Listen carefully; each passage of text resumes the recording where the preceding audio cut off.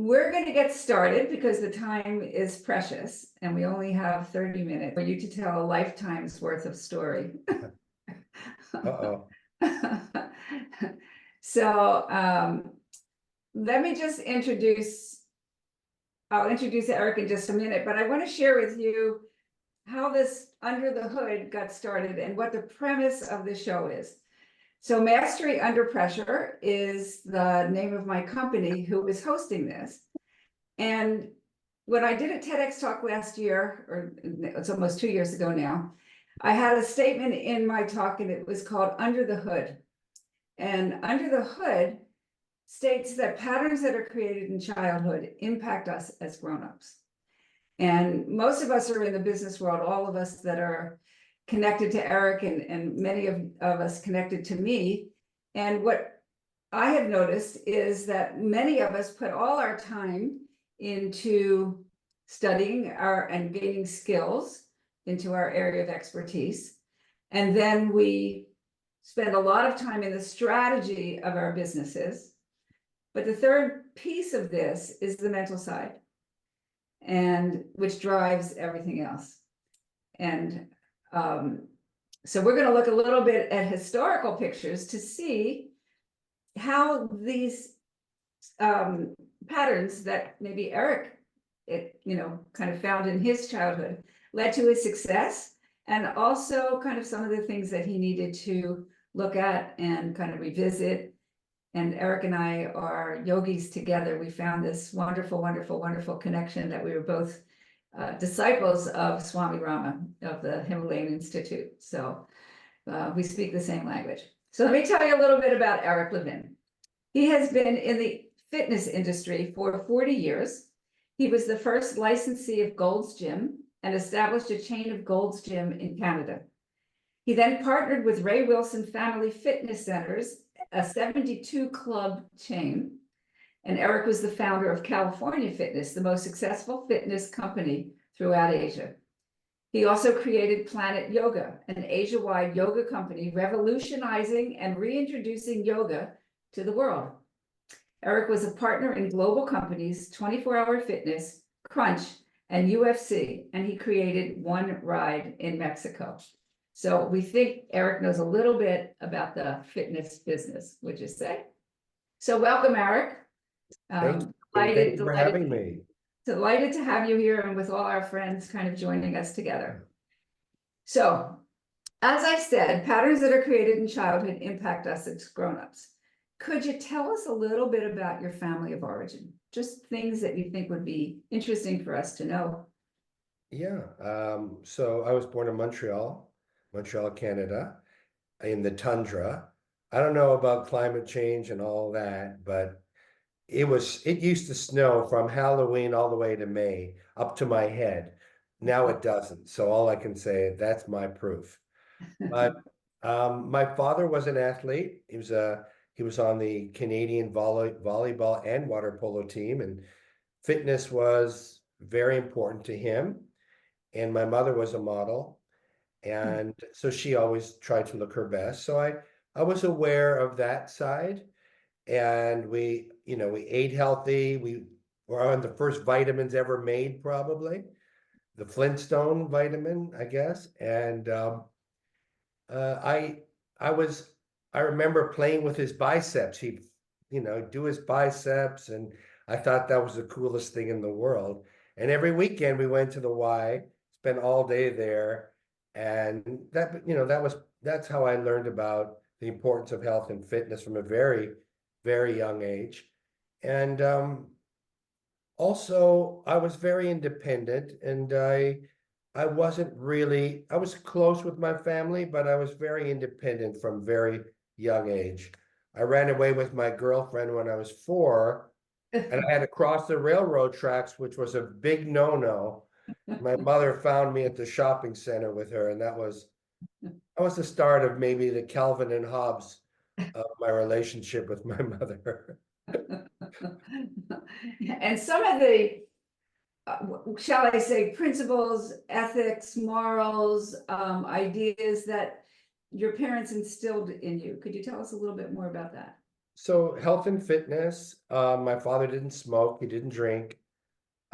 He was also, I'm Jewish, and we go to the synagogue, and Joe and Ben Weider were members there. Joe and Ben Weider started the whole fitness world, the whole Weiders, the Weider brothers. And so we, as a community, that was very important to us.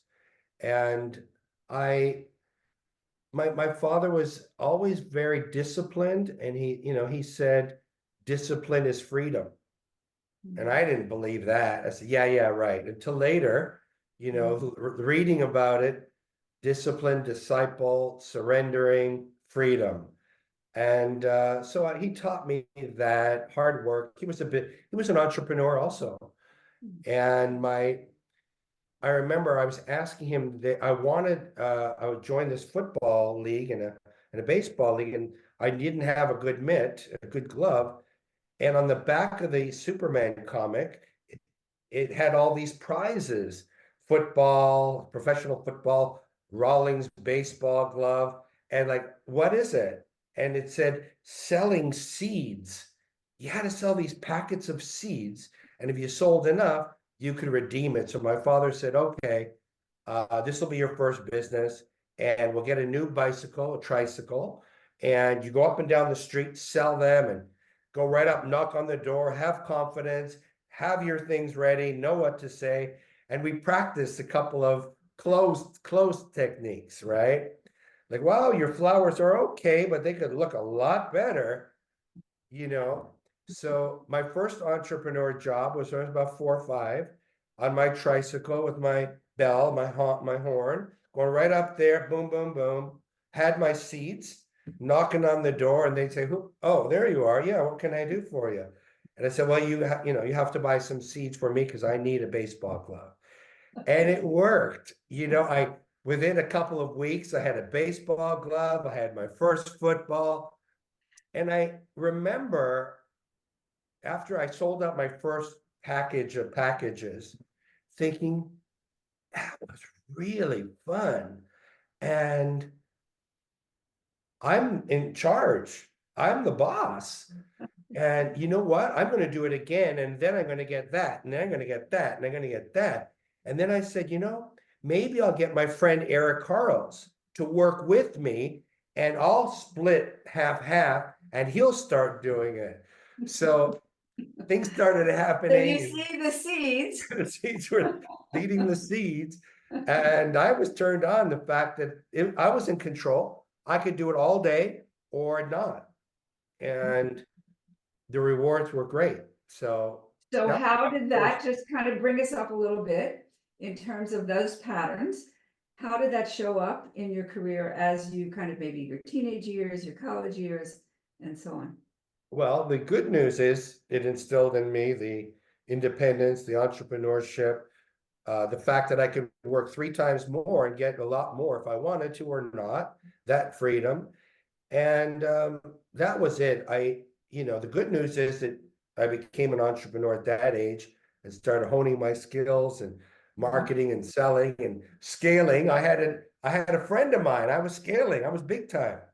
And the bad side, I guess, was that I totally lost any interest in school whatsoever. I skipped a grade because whatever they thought I should, but Because you were probably smart. I don't know, but I mastered a technique like this.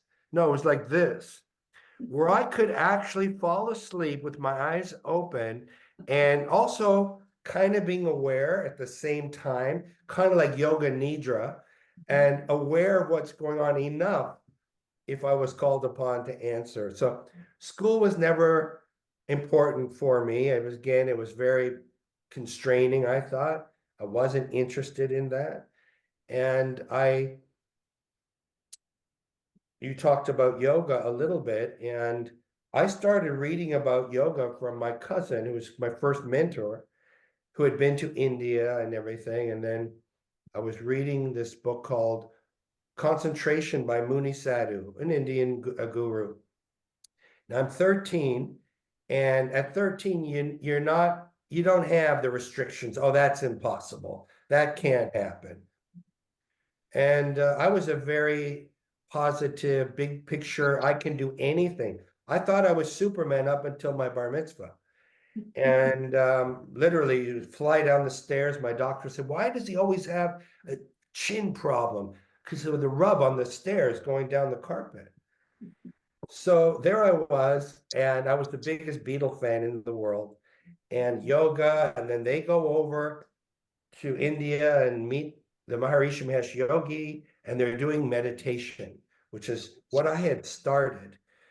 And just to go back, so I started doing candle gazing, which is a very powerful technique. It doesn't take long, gazing at a certain spot in the flame, and also other type of mantras and energy locks. And again, at 13, you can do anything. And I started getting telepathy. I started getting clear telepathy, which was wonderful. I remember getting these names. I still remember them. Ambro Whiskey, Little Ford. Had no idea what it was. My father was reading the newspaper in the morning, and sure enough, those two horses were racing at the Bluebonnets near my house. Told my dad, Dad, put all my bar mitzvah money Did on. you know at the time, Eric, what it was? No. Did you have any idea? No. Had no idea. Sure enough, I wanted to gamble all my bar mitzvah money, $3,600 Canadian in 1970, a lot of money. He didn't have it, and sure enough, they won. And so, and I did some other crazy things with my powers, which cost me my powers, but that's a whole other Okay, podcast. so that's where I want to go next. All right. So we can see so many of the seeds of how you became who you are today. Okay. Those are the really things that have worked for you. What didn't work so well? What kind of got you into trouble?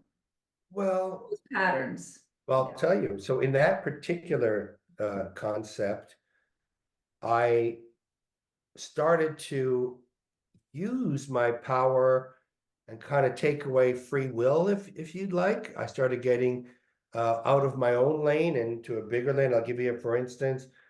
I thought when I would enter this type of light during that type of meditation, I could manifest very easily. First, I manifested this girl who I always wanted to meet.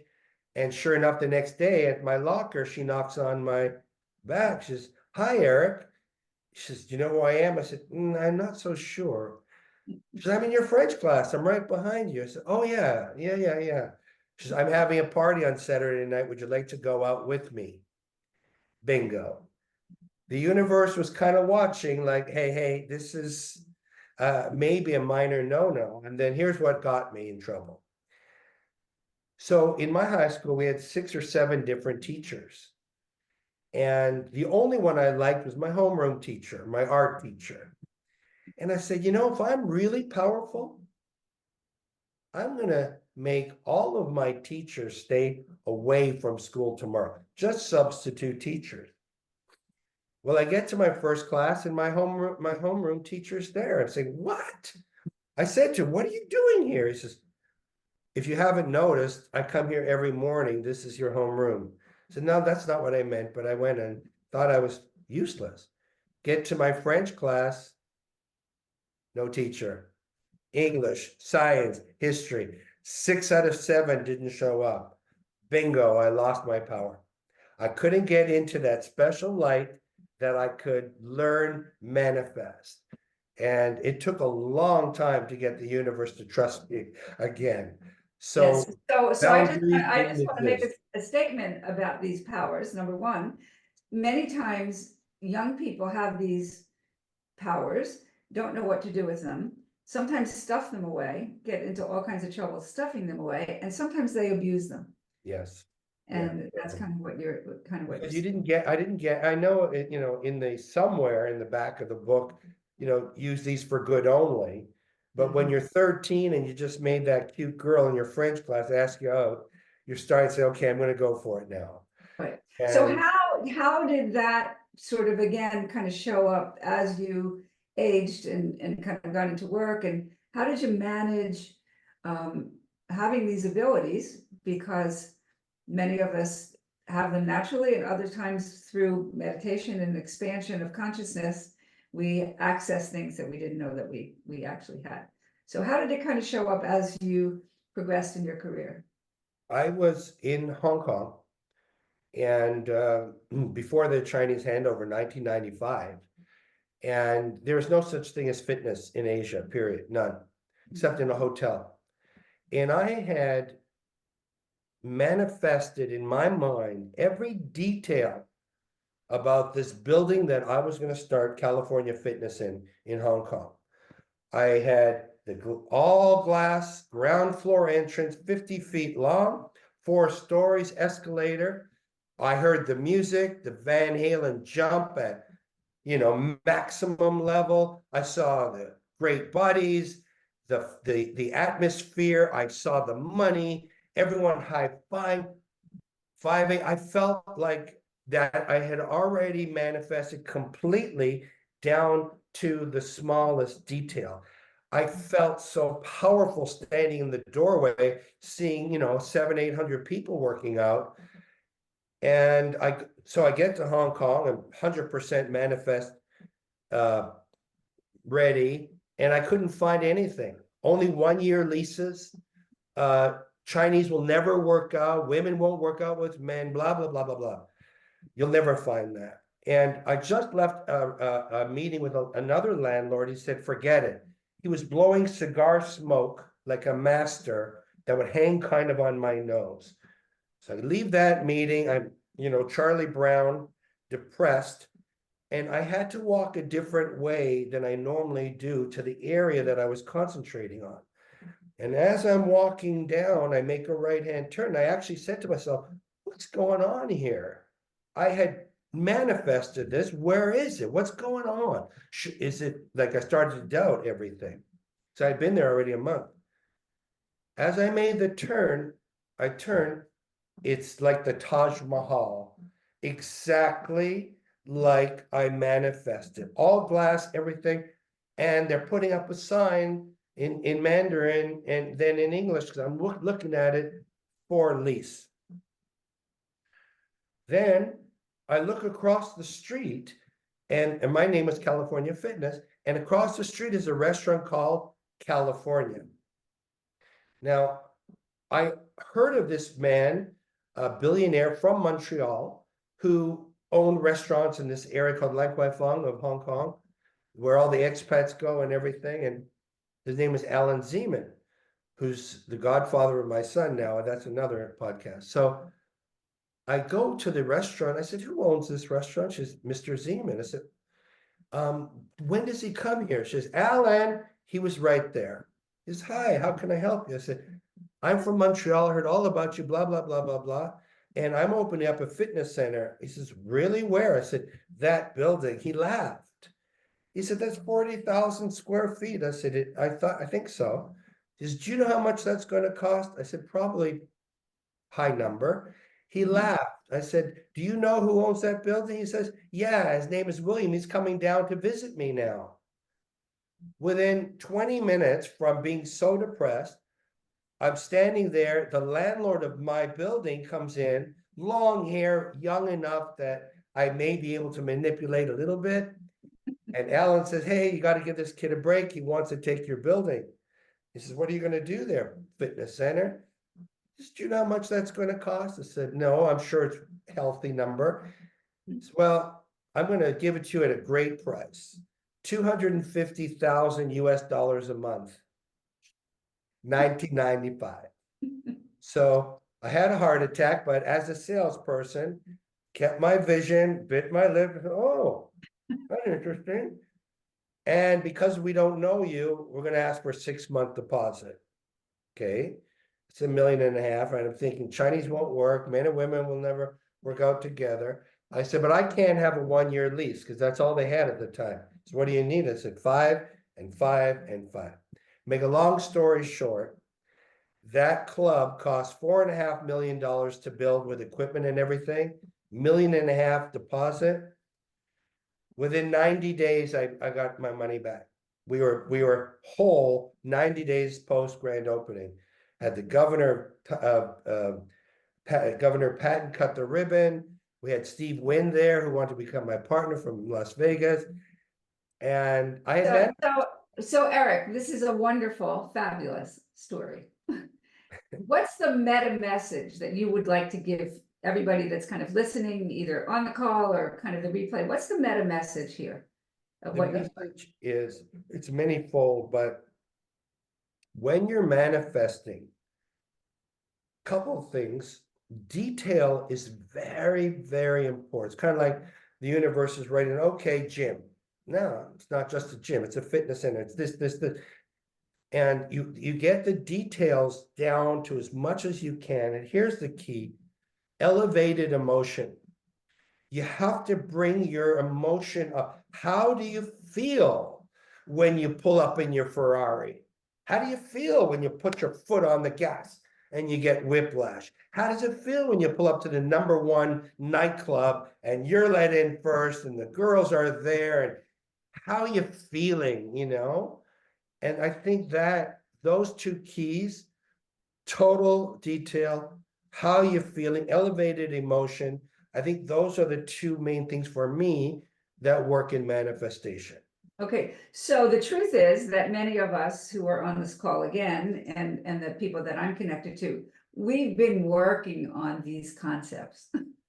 You know, those who Think and Grow Rich and all the other books that of manifestation, but you made it very, very concise and very precise about the really two things that are incredibly important, and that we don't kind of just fluff over them, that they are the meat and the potatoes of Yes. the law of attraction. One more thing, Tina. Yeah. You have to begin to act as if. You have to act as if whatever it is you're manifesting is in the present tense. Not like I'm going to find I'm going to get a Ferrari, I'm going to, no. It's now. I am that now. And that, many people have heard that before. You have to, fake it till you make it. That's not really what I don't like that. It's got to be authentic. It's got to be genuine. But acting as if sets up many different attraction levels of energy attraction. First off, that happens is your self-image now becomes that. Your self-image says, hey, I own this club. Hey, I got this. This is who I am now, present tense. Once your self-image believes that, your closest circle starts to say, what's different with you? You have this je ne sais quoi. What is it? That special energy, that new power, that new confidence. You're standing taller. You got swag. Whoa. So that's it. And then it gets wider and wider. All of a sudden, opportunities open, such like I'm right across from California restaurant, et cetera. Synchronicity. And here's a term that I learned from Deepak Chopra. I went to his master class a long time ago. He called it synchrodestiny. Synchronicity is dominoes. You hit the first 10, the 11th, 12th is going to have. And people know that, and they can get in the flow of that. Very important. Synchrodestiny is you flick that first domino. And that's through elevated emotion, being in the center of the power in present moment. Now, that's how you start. I have one last question before I'm going to open it up, because this has been just fascinating. Has it not been fascinating to hear kind of really the underpinnings of the manifestation? So I know that you've had some ups and downs. It hasn't been all up. How do you get yourself back? Well, and manifestation and everything that you've done and that has worked so great before just ain't working. Well, Tina, first of all, let me give you some kudos to you. I've spoken with a lot of people, and you have given me a really big gift. We were working together, and in this past few years, I've been able to do some good successes, but in Bellwether, some of us are in Bellwether, plus Susie's there. I've been talking to some of my friends. I haven't been able to capture a big bear, we call it, a big deal. Not small deals, whatever, but I pretend I'm a big bear hunter. I want something that's going to whet my, get me going. I've had some big successes, and a small success isn't really going to thrill me. Mhm. And you pointed out something very, very important to me, because I had a big kick in my butt when I left Thailand. There was a fake story done by, it's a long thing, but it was all, headlines, this and that, impossible, ridiculous story, but people read the media. And it really cost me, at that moment, cost me my reputation and $100 million job that I had with Louis Vuitton. And it really gave me a trauma. And it, even though it wasn't my fault, we always say, and I'm fine with that, but it was my responsibility. I created it. I had the biggest house in Asia. I had to have, 64,000 square foot beach house. You don't do that when you're a guest in a strange land. You don't do that. My wife was a top supermodel. If you're doing that, you stay under the radar. And sure enough, I got smashed. Mhm. And I thought that I handled it pretty well until you pointed out something very important to me. You pointed out, well, of course you're not going after bears anymore. Your last bear killed you, almost killed you. And yeah, the small ones you can get because that doesn't scare you. But the big bear represents last time you got kicked in your mouth. And why should you get kicked in your mouth again? So somewhere along the line, you're going to start sabotaging it, because that's what we do. Sabotaging it by not going 100%, by being lazy, by being afraid, by not doing what you would do if you weren't afraid, to make it simple. And so that really helped me. I saw exactly what you were saying in 1 minute. You have special techniques. You pointed that out to me. And I'm very grateful for that, Tina. Thank you. Well, thank you for being so gracious with who you are. And I just love you for that. And what you're really kind of pointing out, and what I want people to really grasp, the unconscious is incredibly powerful. And the unconscious by its nature is unconscious. So if we don't have access, if we don't have some way of making that connection, we're just operating like from the top of our heads. Kind of a walking head. I'm thinking. And then again, just like the tip of the iceberg, there's all this stuff that's going on underneath, Right. which is why we call it under the hood. So we're just about out of time, but I have time for like one or two questions, comments. Thank you all for being here. It's just been delightful to look at your faces and see your smiles. And anybody, just kind of raise your hand, jump in for a sec, and ask Eric anything you want. Does everybody have audio? She doesn't have audio. Yes, Susie, I'm Susie. I have a question. Okay, Susie, go Yes, right.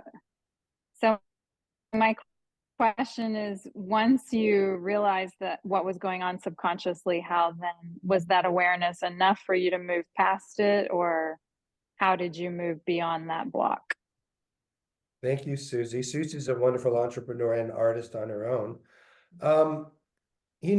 I'm still in the process of this big bear. Like today, tomorrow, this next few days, I've been working on. And I found myself just about to give up or get out of my best zone. I didn't hear back right away, or they said something that doesn't seem right.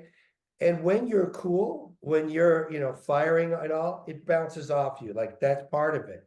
When you're a little bit off, it comes in, and then you have an effect. So I'm aware of those things, and it's a daily awareness.